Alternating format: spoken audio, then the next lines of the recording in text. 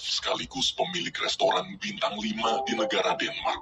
Theo terkenal sebagai chef yang sangat perfeksionis dan suka marah-marah. Pagi itu sebelum buka, manajer restoran bernama Merle memberikan sebuah surat lalu memberitahu kalau nanti siang akan ada investor datang ke restoran ini. Waktu membaca suratnya, Theo kaget. Ternyata surat itu dari pengacara ayahnya yang bernama Pino. Pino mengabarkan bahwa 3 minggu lalu ayah Theo telah meninggal dunia dan mewariskan seluruh harta kekayaan, termasuk rumah serta kebunnya pada Theo. Membaca kabar tersebut, Theo terdiam. Dalam hati dia sedih, namun sebagai chef profesional, dia berusaha menahan kesedihannya dan harus tetap fokus kerja. Berjam-jam berlalu, Theo bekerja dengan mood yang kacau. Hingga siangnya investor pun datang. Theo di situ mencoba tetap tenang, tapi gara-gara si investor terus nanya tanpa henti, emosi Theo akhirnya meledak. Akibat kejadian itu, restoran Theo gagal dapat investor. Besok paginya, Theo menunjukkan surat dari Pino kemarin pada sang ibu. Kedua orang tua Theo ini sudah lama bercerai akibat sikap ayahnya yang lebih mementingkan pekerjaan dibanding keluarganya sendiri. Semenjak bercerai, Theo ikut ibunya tinggal di Denmark dan tak pernah bertemu sang ayah lagi. Siang hari di restoran, Theo curhat ke Merle soal warisan dari ayahnya. Sebenarnya Theo sudah tak ingin berurusan dengan ayahnya lagi. Dari kecil dia benci dan selalu menganggap sang ayah jahat karena tak pernah sekalipun mengunjunginya di Denmark. Merle di situ bilang mungkin ini adalah jawaban doa Theo. Selama ini dia selalu berusaha mencari investor untuk mengembangkan restorannya tapi tak pernah dapat. Jika Theo menjual seluruh aset ayahnya, dia jadi bisa mengembangkan restoran tanpa perlu repot-repot mencari investor lagi. Mendengar saran tersebut, besoknya Theo pun memutuskan pergi mengunjungi rumah sang ayah di kota Toskana, Italia.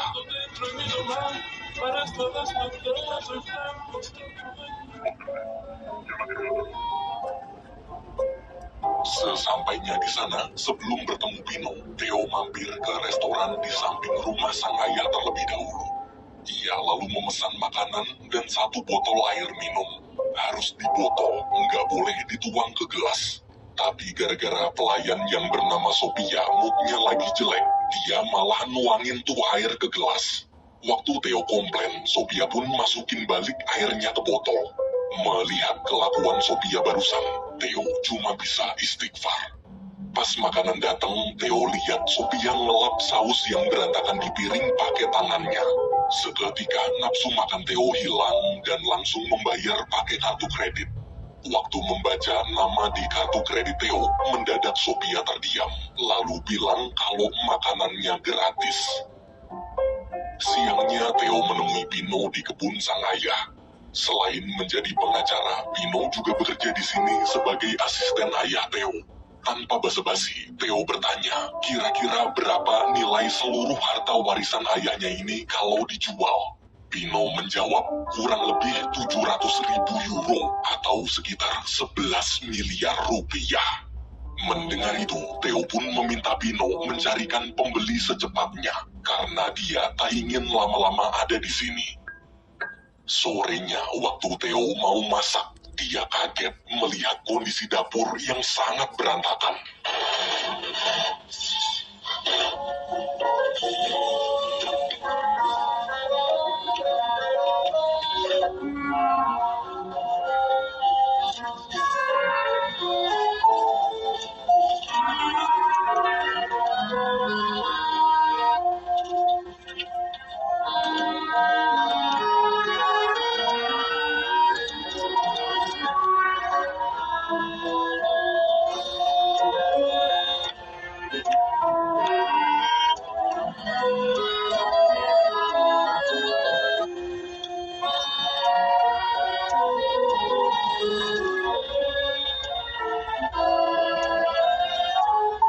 Selesai makan, Theo duduk memandangi langit senja. Tak lama kemudian, Sophia datang menawarkan minuman. Ternyata selain jadi pelayan restoran, Sophia juga tinggal dan bekerja di istana ayah Theo ini. Sophia di situ minta maaf bila sikapnya tadi pagi kurang sopan. Theo menjawab dia sama sekali tak tersinggung. Dia mengerti jika sedang ada masalah pasti jadi nggak mood kerja. Esok pagi, Theo bingung kenapa ada banyak orang di halaman rumah. Sophia bilang dia lupa memberitahu dan minta izin pada Theo kalau seminggu lagi akan ada acara pesta pernikahan. Karena bukan urusannya, Theo mengatakan Sophia bebas melakukan apapun. Ketika melihat ukiran tulisan di patung ayahnya, Theo bertanya apa arti tulisan tersebut. Sophia menjelaskan artinya manusia hebat. Mendengar itu, Theo tertawa. Bagi Theo, sang ayah adalah orang munafik yang terlihat baik di depan semua orang, tapi selalu menyakiti keluarganya sendiri. Theo kemudian pergi ke dapur. Di sana ada koki restoran tempat Sophia bekerja yang bernama Vincent sedang memasak makanan untuk pernikahan. Waktu Theo mencicipi masakan Vincent, Sophia datang. Dengan songong, Theo berkata, makanan sampah seperti ini pasti akan membuat pengantin malu. Kalimat Theo barusan membuat Sophia tersinggung lalu pergi dari sana.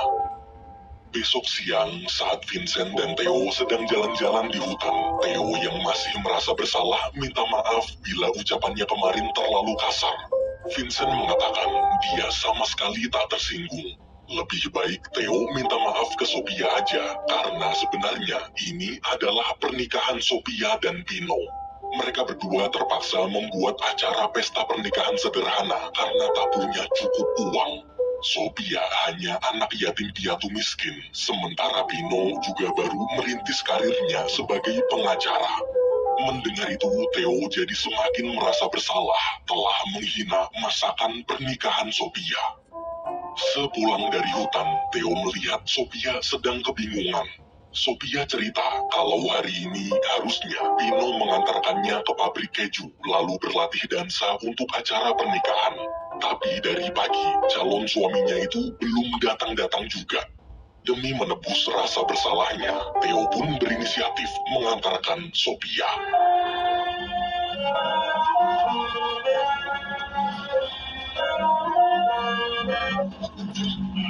Yes, this one. Don't get close to her. She might be sleeping, girl. And I love it. Sophia.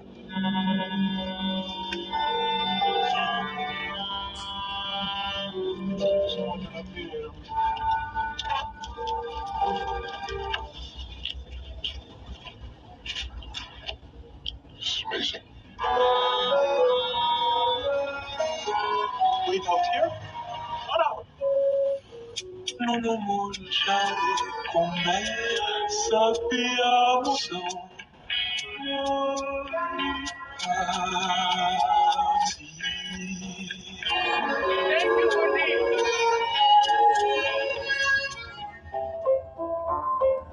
Sorenya, sepulangnya ke istana, Sophia menunjukkan kamarnya sewaktu masih kecil. Di kamar itu, Theo melihat satu foto yang sama persis seperti foto di rumah ibunya. Foto dua tangan bocil saling bergandengan. Sophia lalu menjelaskan bahwa sebenarnya foto tersebut adalah foto mereka berdua waktu kecil. Mungkin Theo sudah lupa, tapi dulu mereka berdua sangat dekat dan sering bermain bersama. Mendengar cerita barusan, Theo terdiam. Perlahan-lahan, ingatan masa kecilnya pun kembali muncul. Kini dia ingat dulu sebelum pindah ke Denmark, dia sering bermain bersama seorang gadis kecil yang sangat cantik. Gadis itu adalah cinta pertama Theo. Theo tak menyangka ternyata cinta pertamanya itu sekarang sedang berdiri di hadapannya. Namun sebentar lagi akan segera menikah dengan pria lain. Seketika hati Theo hancur. Ia kemudian pergi meninggalkan Sophia sendirian. Esok hari Pino memperkenalkan Theo pada seorang pengusaha. Pino bilang pengusaha ini tertarik ingin membeli tanah warisan Theo. Setelah negosiasi cukup panjang, Theo akhirnya setuju menurunkan harga tanah warisan ayahnya menjadi 500.000 euro atau 8,3 miliar rupiah. Theo lalu mengundang pengusaha itu untuk hadir menjadi tamu kehormatan di acara pesta pernikahan Sophia. Malam hari di dapur, Sophia menunjukkan buku resep tulisan ayah Theo. Di buku tersebut juga ada beberapa potong koran tentang Theo. Sophia cerita meski tak pernah mengunjungi Theo, tapi sang ayah selalu membicarakan putra kesayangannya itu pada setiap orang yang dia temui. Sang ayah selalu menyayangi putranya dari kejauhan. Theo pun tersentuh. Rasa benci dan sakit hatinya perlahan-lahan mulai sembuh. Mereka berdua lalu bersama-sama memasak makanan dari resep tulisan ayahnya itu. Saat sedang memasak, Theo meminta Sophia menuangkan wine ke masakan sesuai takaran. Tapi Sophia malah menuangkan sesuka hati sambil bilang tak selamanya memasak harus sesuai resep. Kadang dalam memasak, kita juga harus bersenang-senang. Beberapa menit kemudian, masakan selesai. Seperti biasa, Theo menata makanan dengan sangat cantik. Tapi lagi-lagi Sophia membongkar semuanya sambil bilang yang terpenting dari makanan adalah rasanya, bukan tampilannya. Untuk apa terlihat cantik tapi hiasannya tak bisa dimakan? Jadi lebih baik Theo menata hidangan dengan bahan-bahan yang bisa dimakan juga. Pas lagi asik ngobrol, Theo bertanya kenapa Sophia tak memberitahu tentang pernikahannya lebih awal. Sophia di situ terlihat seperti berusaha mengalihkan pembicaraan. Sebenarnya, alasan kenapa dia tak memberitahu karena dari kecil, Sophia juga menyukai Theo. Semenjak bertahun-tahun berpisah, Sophia mengira dia tak akan pernah bertemu Theo lagi. Namun ternyata takdir berkata lain. Sayangnya Sophia sekarang sudah tak mungkin membatalkan pernikahan ini. Dengan terpaksa, dia harus mengubur perasaannya dalam-dalam. Theo lalu menawarkan, sebagai sahabat masa kecil, dia ingin memberi hadiah istimewa untuk Sophia, yaitu Theo dan seluruh karyawan restorannya lah yang nanti akan memasakkan makanan spesial di pesta pernikahan Sophia. 3 hari berlalu, para karyawan Theo pun datang dan mulai menyiapkan masakan.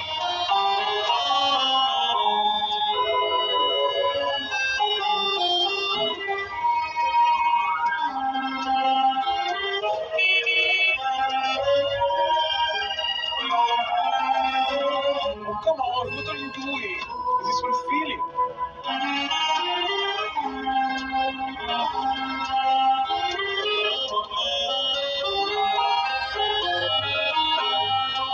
It's love.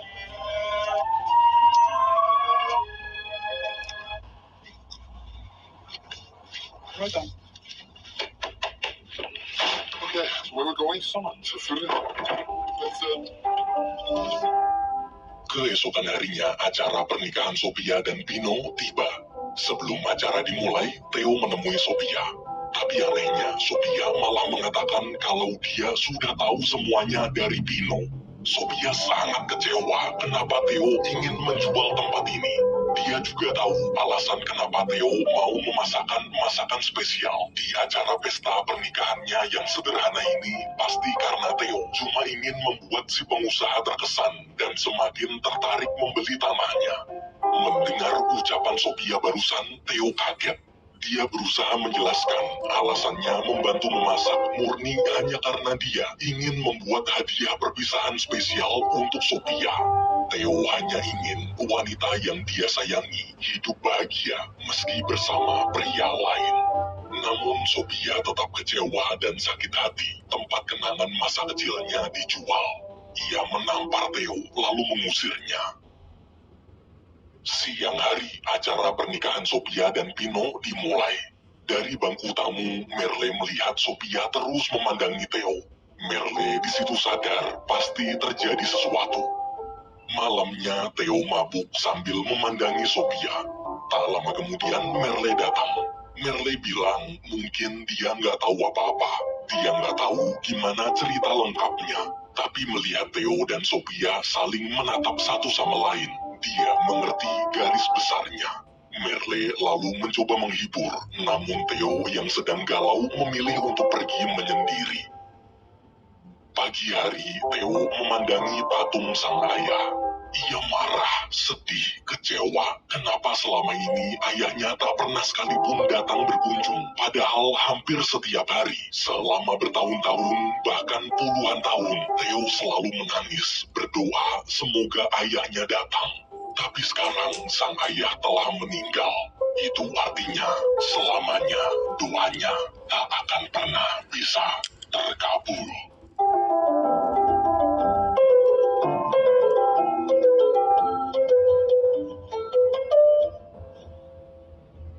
Beberapa hari kemudian, ketika pulang ke Denmark, sikap Theo mulai berubah. Chef perfeksionis itu kini memasak sesuka hatinya.